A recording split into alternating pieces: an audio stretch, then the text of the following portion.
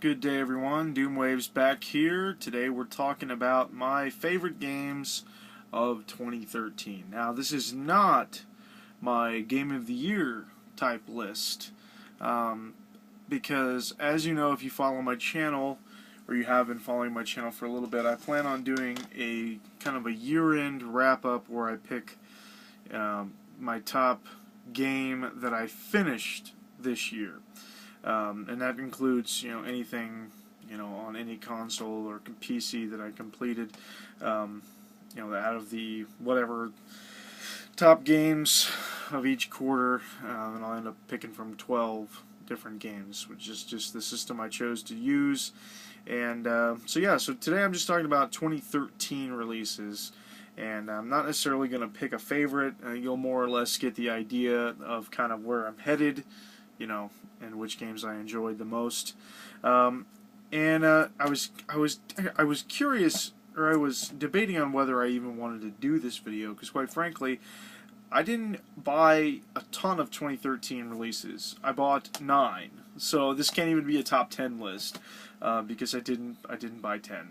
I don't have 10.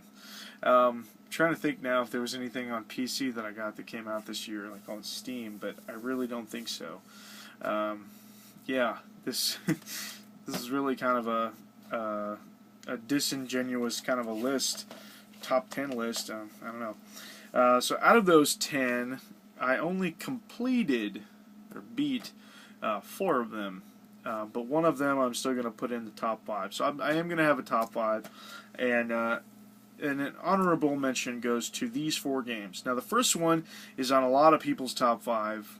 And I'm sure that it would rank pretty high on my list if I was actually making a regular list, if I had played it yet. But I haven't played it yet, and I'm going to get a little bit of flack for it, I'm sure, because, like I said, it's on a lot of people's tops for the year. But I have not yet started The Last of Us. I received this as a gift from a good friend, Devil May Pie, and I just haven't started it yet, and quite frankly, I really want to, but I don't know. It doesn't appear like the type of game that I'm really wanting to get into right now. But I hear that it's a fantastic experience and one of the best this year, and one of the best on the PlayStation 3 period. So I am excited to get to it at some point. I just haven't felt that itch to play this type of a game just yet, so I have not put it in yet, but I do appreciate it, Danny, if you're watching this, and I will get to it sometday. Have not played that yet. Now, the rest of them that I haven't beaten, I actually have put a fair amount of time into, but just haven't beaten them yet for one reason or another. First one here that I'm going to show you, which is actually the second game I'm going to show you here. I like the game. I'm not sure that it's all that it not sure it lived up to my personal hype that I gave it before I got it, and that is Pandoras Tower. I do like the game. I like the concept. I like the battles with the masters, the master flesh, whatever monsters. I do like those battles.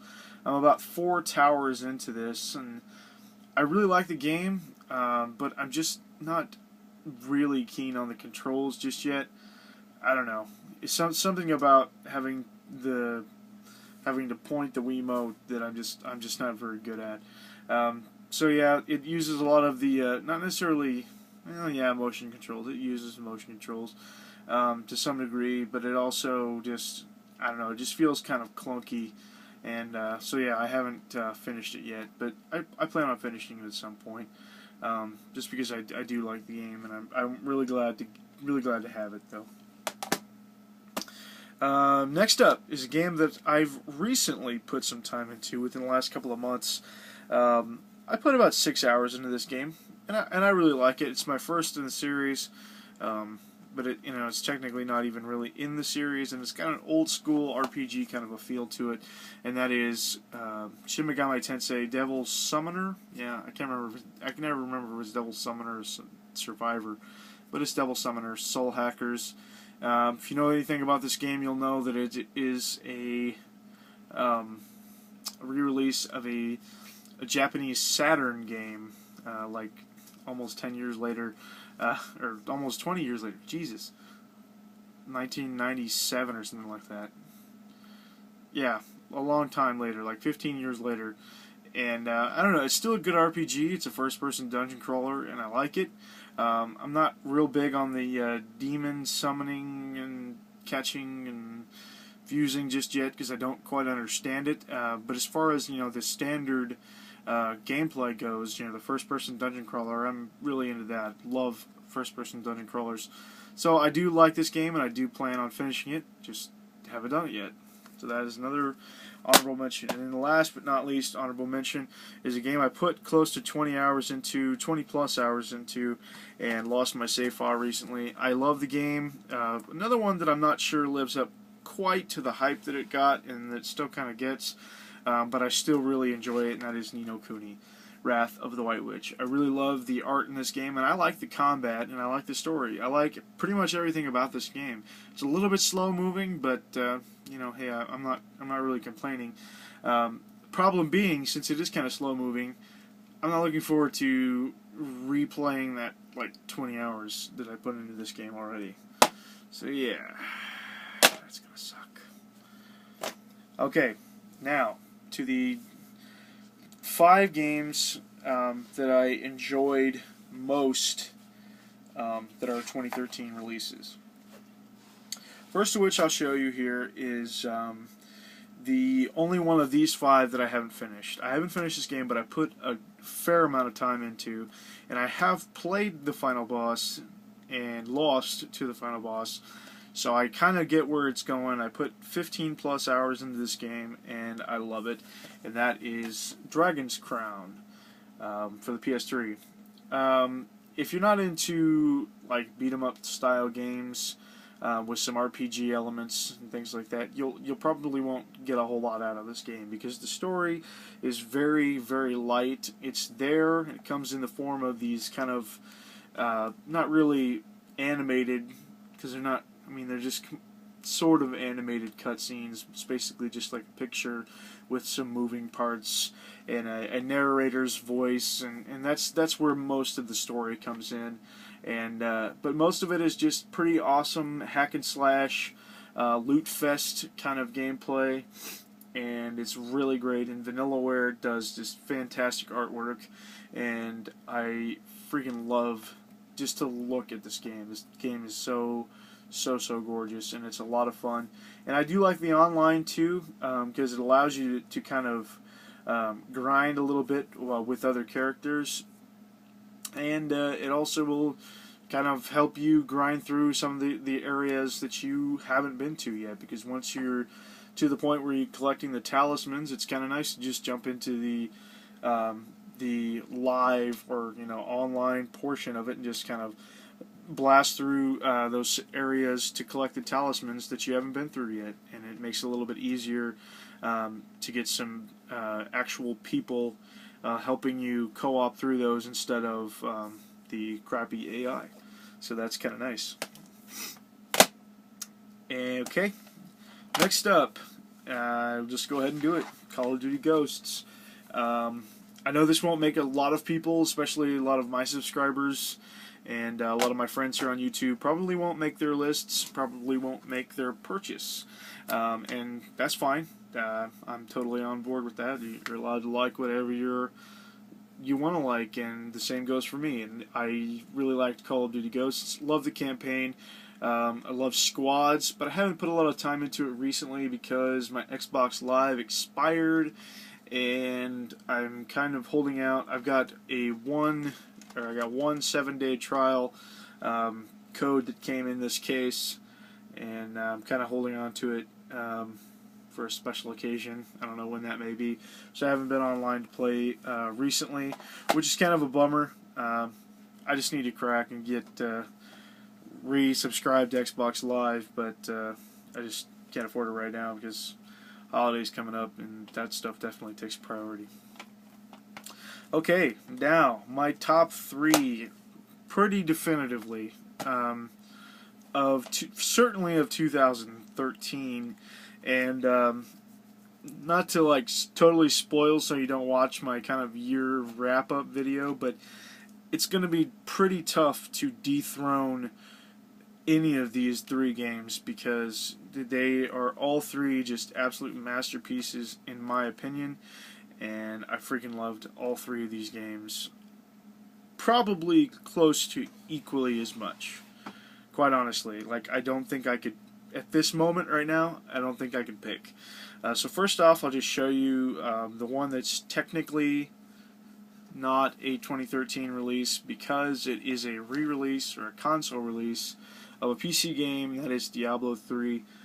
Freaking love this game. I've already done an entire video about this, and I talk about this game quite a bit. It is a fantastic hack and slash action RPG, loot fest, and it is just loads and loads of fun. I lost my save file for this too, and I'm kind of sad that I lost all of my awesome loot. But I'm not really that sad, because now it just gives me an excuse to go and play it again, to level up my character again, or just pick a new class altogether, because this game is so much fun, and especially if you're playing on a lower difficulty, it really doesn't take that long to complete, all the way through the first time. But then after you do that, it gives you the Nightmare and the Inferno modes also, that ramp up the difficulty quite a bit, but you get to keep your experience and all of your loot and all your money and everything, so it makes it easier to begin with, to start out, but it gets progressively more difficult, and it is just a blast. It is a fantastic game. So, and I'm pretty sure the Xbox 360 version is just as good as the PlayStation 3 version. So either one you get, if you're a console gamer and you haven't gotten Diablo 3 and you're a fan of action RPGs, seriously, what are you waiting for? Get this. Alright, now, the last two, both on the 3DS, and both just absolutely rocked my socks off. Fire Emblem Awakening and Etrian Odyssey Untold: The Millennium Girl. Now, I'm holding them both up at the same time because I honestly do not know which one I liked better. My gut tells me that I liked Etrian Odyssey more, because I spent quite a bit more time playing Etrian Odyssey. This is about a 45-hour game. At the clip that I finished it at, with not doing all the side quests and things like that. And this is about a 25-hour game at the clip that I went with the side quests and things like that in this one. So I spent quite a bit more time in this, about 20 more hours playing this than I did this. But I knew I would like this. It's a first-person dungeon crawler with a great story mode that is new to this game, and it's a remake of the original Etrian Odyssey game. So I knew that I would like it, because I loved Etrian Odyssey 3, and I just knew that I would love it. But with this I'd never played a Fire Emblem game before at length. I had played a ROM for a little bit and kind of got a feel for the Game Boy Advance version, which is okay, but it's not this. And also, I didn't love it after about the first 6 chapters, and I kind of set it aside for a few months. And then just randomly, a couple of weeks ago, I decided I was going to put it back in, and I got hooked, and I blasted all the way through it in just a few days. So, I loved it. I cannot stop thinking about this game right here. So really, folks, I do not know which one I liked better between these two, and this is really close too.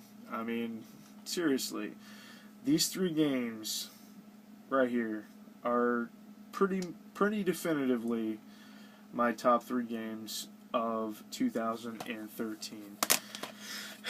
Very tough decision, and I really don't have to make a decision. I mean, I can just say that it's a 3-way tie, because it kind of is, honestly. So I think maybe that's just what I'll do. I'll say favorite game of 2013 is Diablo 3, Fire Emblem Awakening, and Etrian Odyssey Untold: The Millennium Girl. There it is. Yeah, that's it. That's all I gotta say. So, thanks for watching. Doomwaves out.